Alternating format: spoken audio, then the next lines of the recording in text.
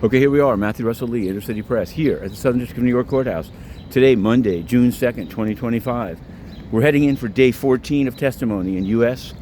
versus Sean Combs. Mia, that's a pseudonym, former assistant, and then actually co-founder of Revolt Films in Combs Enterprises, will still be on the stand under cross-examination by Brian Steele.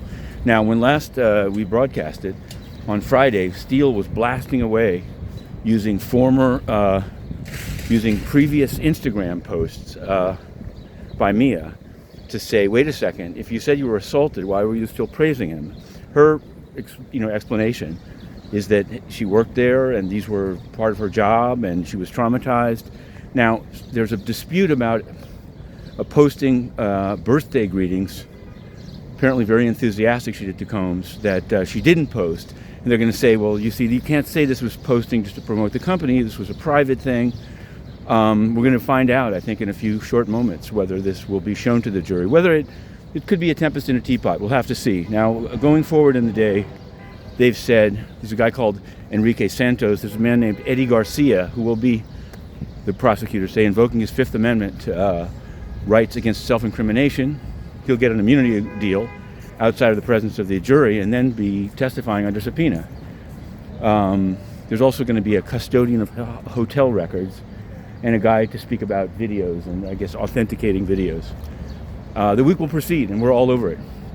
We're all over it. Now, there's been some controversy. On Friday, we put out a book, week 3, in part because people are making absurd misuses of saying Intercity Press reported that Brad Pitt testified. No. There was a mention, so I'm thinking it's AI, because there was a mention of Brad Pitt. They were at some premiere of a Brad Pitt film in Cannes, and so maybe it's just an algorithm to pick up names from the trial and then purport that people testified. In any event, you can find it on Google Play. It's Diddy on Trial Week 3, From Capricorn to Mia. But I digress. At the end of that book, we mentioned what happened on Friday in the Oval Office, which Trump was asked about potentially pardoning Diddy, and he said you'd have to look at the facts. He went into a kind of a what do they call it? Yeah, there's a word for it. And he returned to say he doesn't care if somebody supports him or not. He looks to see if they were treated unfairly. And I will, for those who say that it's a misreport to say that he's open to it, there was a pardon last week to a Cincinnati politician who's a Democrat, never supported Republicans at all.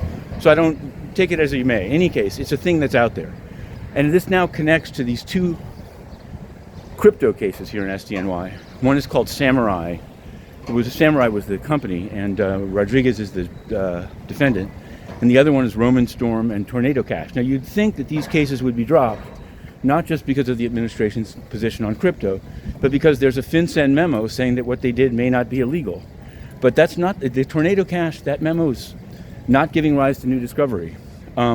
And there's a motion to dismiss in the Samourai case. So we're covering that. Now, the UN, of course, we've put in a lot of questions. Antonio Guterres is totally corrupt.